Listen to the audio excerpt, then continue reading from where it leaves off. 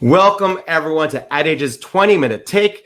We're doing in partnership with Verizon. In this series, we'll tackle how marketers and buyers can adjust their strategies in this challenging environment. Leading executives from Verizon Media are on hand to answer their expertise and insights. With me today, ladies and gentlemen, is Darren Lepke, the head of video product management from Verizon Media. Darren, welcome to the show. Thanks for having me, Josh. It's a pleasure. You are welcome, sir. You are obviously old hat at this, doing a lot of interviews like this live, so it's no big deal for you. But first time on Ad Age with our audience, if I'm not mistaken, right? It is indeed, and long-time reader, first-time webinar participant. So thank you for having me. You are welcome. You are welcome. I'll invite our audience who is online to share their comments and questions in the social channels, and we'll be able to answer them later with Darren. Before we get started, I want to make sure I give Darren the appropriate introduction. Darren, will you tell us a little about your role in Verizon and how, in fact, it's shifted during this really miraculous / crazy time?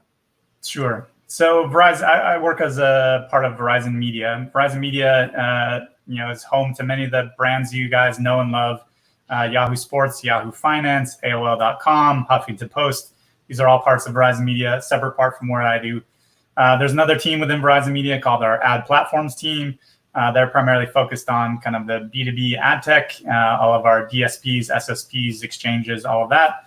And I work within the media platform team. So media platform is a B2B service provider.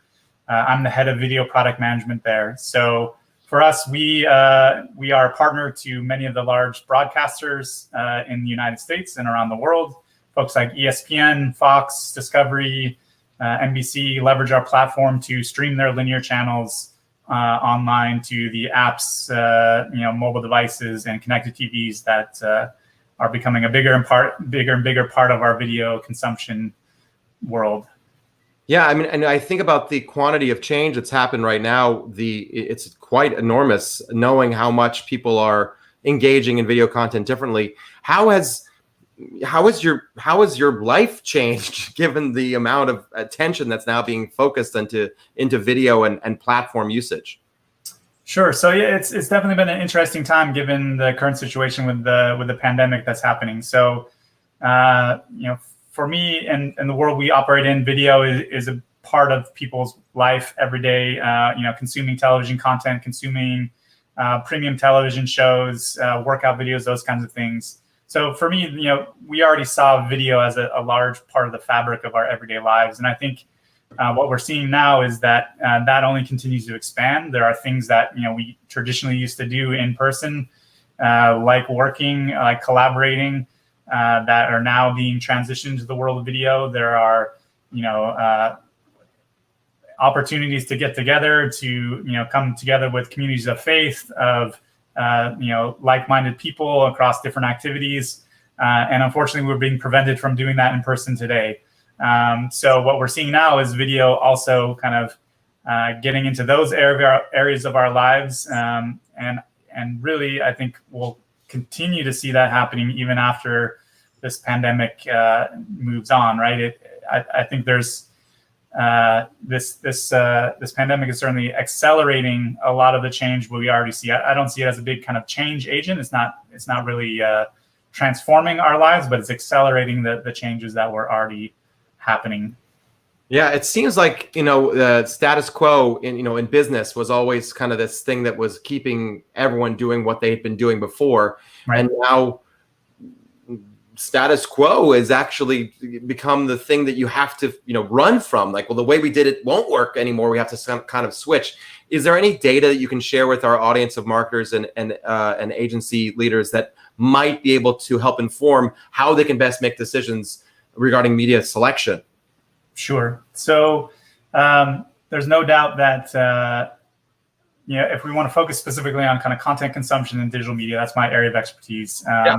You can focus on whatever area that you have specific. Yeah, rather than the entire life of video that we're talking about. Let's focus on one place there. I can share some data. So I think it'd be no surprise for you, Josh, to learn that overall video consumption is up, like across our network, across the CDN that we operate, across our video streaming platform. There's no doubt that we're seeing a huge increase in video consumption. It's about 43% overall that we're seeing across their platform. Specifically for video, it's 43%. There's other things across our platform, things like video game downloads, things like app downloads, general digital, content consumption is up. And that should be not a surprise given, we have extra time. We're not commuting anymore. We have more time with family, more time to view content, right? The other thing that shouldn't be a surprise is, given the state of quarantine and lockdown, sports content is down. It's actually decreasing overall, while the overall pie is expanding. And filling its place currently are things like premium content, your on-demand television shows and films, and really news content. News content is up. If we're talking specifically about live content, we're seeing probably a 60 to 70% increase in news consumption overall. So I think this reflects kind of natural human behavior during a crisis. We're all looking for updates. With sports leagues being locked down, that's certainly something we'd expect to decline. But at the end of the day, I think we will see a return. We're planning for a return of live sports. We're planning for a return of kind of life as usual, but we're expecting that overall the consumption will continue to expand. We're not expecting a return to previous levels of consumption. We think it'll just continue to grow. Interesting. I want to get back to the live sports question in a moment. I just want to re-welcome our audience. I'm Josh Golden, the president and publisher of Ad Age. You're watching Ad Age's 20-minute take with Verizon Media's Darren Lepke. Darren heads up all video product management for Verizon Media, and in fact is responsible for, obviously, as you've been hearing, much of the video consumption that's happening, along the platform. I just want to hit this one really hard because I'm getting a lot of questions from my clients and marketers on this particular topic. And 2 weeks ago, we did an event called TV Pivot, where all the different large broadcast companies had the chance to sort of come on and talk about what their plan was. But when you're hearing about the change in live sports, specifically the NFL, which obviously Verizon, the parent brand, has a very heavy relationship into it, I'd love to hear anything you're hearing that might be able to help our audience understand what's going on from a live sports perspective. Sure. So I think already we're seeing a return to normal, or whatever the new normal is, for some sports leagues. There's German soccer leagues that are playing to empty stadiums already. They started a couple weeks ago. There's certainly here in the United States, the first kind of major event we're hearing about is a lacrosse tournament that's starting up, where all the athletes will be quarantined together and play a series of 20 games over a couple weeks time. So I think we're starting to see a return to normal there, albeit without fans. But for the NFL specifically, I don't have any kind of inside knowledge there. It's my understanding that they're on track to start the season as they normally would at the end of August and early September, and we'll make accommodations based on the current situation, whether it's with fans or without. It's amazing to me. I was trying to think about a way that it could work to feel like there's a liveness of the audience and the fans there. I'm really interested to see how the NFL sort of approaches that, any of the large sporting brands. I want to do quick shout outs to folks that are joining us from all over the world. Marianne A., Michelle Bradley, Dina Amino, George Fafadis, Michael Chin, Daniel Zambaro, and Amy Lippert. Thank you for joining us. Your cities are not there, but I'm certain you are all over the world. So if you do a shout out, or if you're watching, thank you for joining us. I appreciate that. I'm curious Darren, how you're seeing Verizon Media shifting specifically internally, and maybe even for some of your clients. What are partners changing during this time, and how are they best taking advantage of, as best as they can, of the difficult situation? Sure. So, an adjacent part of our business is our kind of ad platforms team, and there's no doubt that the ad industry is hurting at this time. I think we're seeing a general across the board, not just the Verizon Media, we're seeing industry-wide a kind of pullback in ad spending and campaigns. The good news is, I think that's temporary. I think we see the consumption of video continuing to grow. And I think we'll see as we, start to go through the various phases of recovery that the ad spending will continue to recover in a similar fashion. For us specifically at Verizon Media, there's an increased focus on enabling live events, especially virtual ones, and tying in different opportunities for sponsorship, for advertising opportunities, and ultimately for consumer engagement. Right. Right now, with the absence of live events, there's a huge hunger to see things like concerts, to see things like virtual sports or esports. Certainly, kind of everyday common occurrences like shareholder broadcasts. We recently did the Warren Buffett event for the Berkshire Hathaway shareholders conference. There's still a need and a desire for folks to see what's going on in the world, and for us, it means a doubling down of virtual events and live events, and helping our customers bring those to the world. Yeah, I think that when I heard about the Berkshire Hathaway the board meeting, and it was quite well attended, which was really interesting to hear about. I mean, I don't know, I get to listen to them at best, but watching one was certainly interesting for me. My brother-in-law mentioned it to me, so I watched it. It was fascinating to see the quantity of people and how engaging it was, and how much the shift it is to watch what ordinarily would be something you'd read about, but now people have a different time and a focus. Is there something specific you might be able to offer about a story or a client success that you think is someone who's doing something really differently that maybe other brand marketers can take advantage of? Sure. So I think there's a couple different ways you can look at it. You can look at it as an extension of your brand and the kind of message that you want to send. One of the things that Verizon Media is doing is working with the USO. The USO is a organization for troops overseas to provide entertainment. The USO is leveraging our platform to stream television shows and movies to troops overseas. And we as a organization, during this pandemic, are offering that for free as part of our brand engagement to reach out and to show what we can do.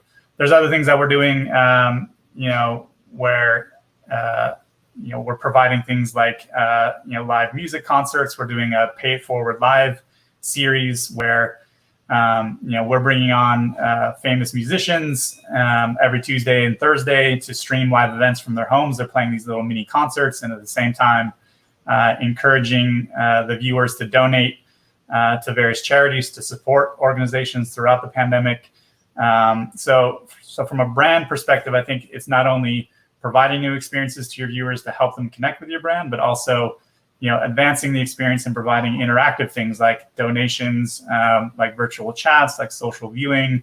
There's ways to continue to enhance the experience they provide to ultimately, allow your brand to connect with viewers. Yeah, having a purpose certainly has helped Verizon connect with an audience that is. I've watched some of their concerts; they've been amazing. Yeah. We're gonna switch to our Ad Age Plinko game, but before I do that, I want to invite all the folks that are watching to send in some questions for Darren so that he can address them directly. So Ad Age Plinko, totally exciting. Get 3 possible. By the way, my children made this box, this Ad Age box. Here it is. It's got little tiny toothpicks in here, and I have a ping pong ball, which I dropped once before, by the way. And you get 3 possible questions. You ready, Darren? You get to choose which letter I drop it from. Let's go with the E. The E. Here it comes. Ready? Dropped right into number 2. Number 2. What is your go-to work from home outfit? That's a funny question. I'm on a lot of these virtual hangouts now, so for the most part, from the waist up, the business attire has not changed. Still business on top, but I would definitely say that it's a little more like vacation down below, if you know what I mean. I don't know exactly what that means, Darren, but that sounds super exciting. We did just get a question from Raphael on YouTube, and he asks, as some sports shift to esports, has consumption stayed the same? NASCAR, for example, is curious. And greetings from Santiago, Chile. So this is direct from down under there. Way down under. Not the other down under, but like south, the south of the equator. Right. So yeah, I think we're definitely seeing some existing sports leagues try to kind of pivot their content offering. I think specifically in the NASCAR example, they're having current NASCAR drivers come in and compete virtually against each other in a racing game. And I certainly think that's just one part of a strategy that we're seeing a lot of our sports customers use to keep fans interested, right? I think you're seeing alternate content like these sporting type events. I think you're seeing more documentary style footage, where ESPN just released a big Michael Jordan documentary, which had a huge lift in their traffic. We're seeing a lot of our customers also, re-air old sporting content, but maybe layer in new commentary, maybe have somebody who was originally a player in the game come in and kind of give his inside take on what happened. We're also seeing things like, re-airing of sports footage, but rather than having sports commentators, they'll have lifestyle or brand sponsored commentary, where somebody will come in and just talk about the shoes that a basketball player wore, and have that be sponsored by a shoe company or a clothing company. So overall, I think the consumption is still down overall, but I think what we're seeing now is a great explosion of creativity amongst sports programmers and programmers in general to try to fill in the gaps where we're seeing the absence of our favorite sports today. Yeah, I think it's it's surprised. This actually, the question from that Laura just posed from LinkedIn. I'll read it, but I feel the same way. With all the digital consumption up, how do you think advertisers will differentiate themselves? Will they start using more immersive media, 360, AR, VR? I got to say, thank you, Laura. I got to say that this is. I thought for sure by now we'd be having Zoom meetings in Oculus. And I just haven't seen that just yet. But not that it's gonna not come, but I feel like that is the next major place where business can start to move into. Obviously, this is an area. See, Laura agrees, Ruben agrees. I'm curious what you think about this. Yeah, so I think in general, from a technical perspective, there's nothing holding us back from providing more immersive advertising experiences. I think whether it's AR, VR, whether it's 3D video 10 years ago or smell-o-vision 20 years ago, the challenges are rarely technical. And we, as speaking from a kind of technology services provider perspective, we have working examples of AR, VR, 360. We did some interesting demos for the NFL during the Super Bowl, leveraging similar things like that with some of the teams at Verizon Media. I think the bigger challenges there are always the business mechanisms behind the scenes. Like, how do you create the right infrastructure, the right ordering environment, the right ad units, the right inventory measurement? How do you appropriately measure it after the fact? I think it's really kind of the underlying institutional challenges which have to overcome. And the good news is, that's what that mostly takes is will and determination on the part of the industry. It isn't a technical challenge that we have to throw a bunch of PhDs at for 10 years and hope they come up with an answer, right? I think the technology is there. There certainly are opportunities. There certainly will be kind of early adopters and fast movers who will start to dip their toes in the water coming soon. But until we have kind of the institutional alignment around the value of that inventory and how we sell it, I think it'll still be a little bit slow going for the next probably 12 to 24 months. Do you think, I'm just curious, based on the data that you have, is there a prime time anymore? Do people still watch television at night, or is it now the full day is just sort of this peak of television viewing? Yeah, so again, I think that's going to be an evolving trend in the industry. So institutionally, while there are still upfronts that advertisers and broadcasters host and attend, I think there will continue to be the notion of prime time. But all of that is converging, right? Your upfronts and your digital upfronts are now converging into one event. You see large broadcasters like Viacom acquiring digital properties to be part of their digital mix and kind of see those two worlds blend and collide. Overall, consumers today have more choice and more influence on how content is distributed than ever. It's hard to remember sometimes that YouTube was invented, only about 10 years ago. The iPhone came out in 2008, but the television industry has, 70 years of history, right? So while we're all kind of looking at our watches and saying, hey, what's taking so long? I think we forget sometimes how fast everything's actually moving and sometimes how long it takes to catch up with the realities. Yeah, as we're rounding out our 20 minutes here, Darren, I'm curious, what's one thing you hope stays the way it's been, or at least what's one thing that you hope continues, given that sort of the amount of change we've seen? What's one thing you'd hope to go back to the way it was? I think what's here to stay and what I hope what I hope is the continuing choice that consumers have. I think we'll get better at being able to find the different kinds of content that we want. I think the industry will continue to evolve to make it easier to locate your favorite shows. I think today it's a little bit of a mix of kind of picking services from one part, or subscribing into a bunch of different places. I think the choice and the options that we have as consumers is something I hope will stay. But what I hope will go away is kind of this old model of thinking of, you have to locate it in different areas. And I hope in the future we get kind of a converged kind of singular experience to start to find our favorite content. Yeah, I think I hope that stays and goes away as well. I think that the insights you offered today, Darren, were really helpful. This is Ad Age's 20-minute take. Darren, you did a wonderful job. Darren Lepke is from Verizon Media. He's the head of video product management. You did a great job today, sir. Thank you for joining me. Thanks, Josh. It was a pleasure. My pleasure. Thank you.